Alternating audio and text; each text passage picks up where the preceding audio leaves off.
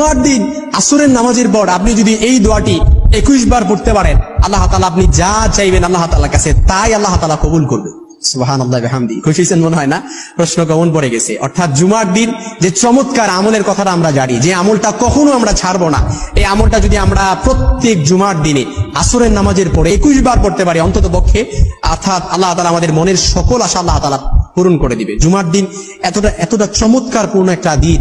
এই দিনে আল্লাহ তাআলা ফিহি খুলিকা আদম ওয়া উদখিলাল জান্নাতা ওয়া উখরিজা মিনহা, অর্থাৎ এই দিনে আল্লাহ তাআলা আদম আলাইহিস সালামকে সৃষ্টি করেছেন, এই দিনে আল্লাহ তাআলা আদম আলাইহিস সালামকে জান্নাতে প্রবেশ করিয়েছেন, আবার এই দিনে আল্লাহ তাআলা আদম আলাইহিস সালামকে জান্নাত থেকে বের করেছেন, অর্থাৎ দুনিয়াতে বের করে দুনিয়াতে অবতরণ করেছেন।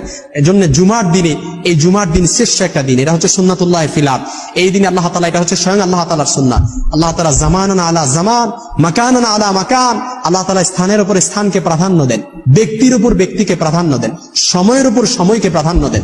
এজন্য পৃথিবীতে অসংখ্য সময় আছে, কিন্তু জুমার দিনের আলাদা একটা ফজিলত আছে। পৃথিবীতে অসংখ্য ব্যক্তি আছে, কিন্তু মুহাম্মদ সাল্লাল্লাহু আলাইহি সাল্লামের আলাদা একটা ফজিলত আছে।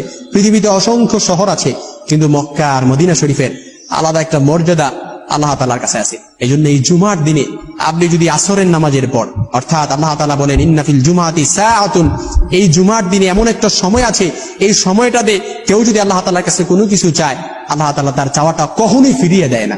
সেই চাওয়াটা কখন? অধিকাংশ স্কলাররা বলেছেন, ইসলামিক স্কলাররা বলেছেন, সেটা হচ্ছে অর্থাৎ আসরের নামাজের পর এবং মাগরিবের আগ মুহূর্তে, যেটা গৌধূলির সময় বলি। আপনি চাইলে আসরের নামাজের পর, অর্থাৎ আসরের নামাজ পড়ে মুসল্লায় বসে থেকে আপনি কি করবেন? এই নামাজটা, অর্থাৎ এই তাসবিহটা আপনি পড়বেন। সেই তাসবিহটা আমরা যেটা তাসবিহ বলি দরুদ শরীফ, অর্থাৎ সেই ছোট্ট দরুদ আমরা সকলেই হয়তো পারি। রাসূল সাল্লাল্লাহু আলাইহি সাল্লামের প্রতি দরুদ, যে কোনো দরুদ পড়লেই হবে। তবে আমি চমৎকার একটা দরুদ আপনাদেরকে শিখিয়ে দিচ্ছি। আল্লাহুম্মা সাল্লি আলা মুহাম্মাদিন সাল্লাল্লাহু আলাইহি ওয়াসাল্লাম, আল্লাহুম্মা সাল্লি আলা মুহাম্মাদিন সাল্লাল্লাহু আলাইহি ওয়াসাল্লাম। এই চমৎকার দরুদটা আপনি মাত্র 21 বার পড়বেন। 21 বার কেন বললাম? আপনারা বলতে পারেন যে হাদিসে কি 21 বার আছে নাকি? হাদিসে 21 বার নাই, তবে আমি 21 বার, অনেক আমল 21 বার করে আলহামদুলিল্লাহ আমি ফল পেয়েছি। এই জন্য 21 বার আপনাদেরকে বলি। এমন আমল আপনি পূর্বে করেছেন, 41 বার করে ফল পেয়েছেন, আপনি ওই নির্দিষ্ট সংখ্যক করবেন। 100 বার করে ফল পেয়েছেন, ওই নির্দিষ্ট সংখ্যক করবেন। 11 বার পরে ফল পেয়েছেন, ওই নির্দিষ্ট সংখ্যক করবেন। 10 বার পরে ফল পেয়েছেন, ওই নির্দিষ্ট সংখ্যকটা আপনি করবেন।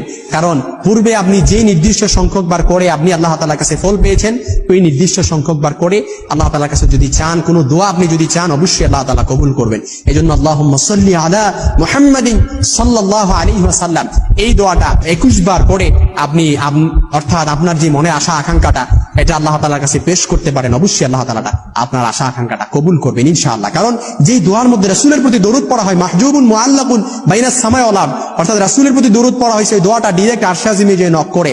আর রাসূলের প্রতি দরুদ পড়া হয় না, ওই দোয়াটা মাহজুবুন মুআল্লাকুন বাইনাস সামাই ওয়াল আরদ, আকাশ আর জমিনের মাঝে পেন্ডিং অবস্থায় থাকে, ঝুলন্ত অবস্থায় থাকে। দোয়া করছেন, ডাইরেক্ট আরশে আজিমে যে নক করে, রাসূলের প্রতি দরুদ করে দোয়া করলে আল্লাহ তাআলা আমাদের সকলকে জুমার দিনে চমৎকার এই আমলটি যেন আমরা কখনো না ছাড়ি, এই আমলটি করার মতো আল্লাহ তাআলা আমাদের সকলকে তৌফিক দান করুক ইনশাআল্লাহ।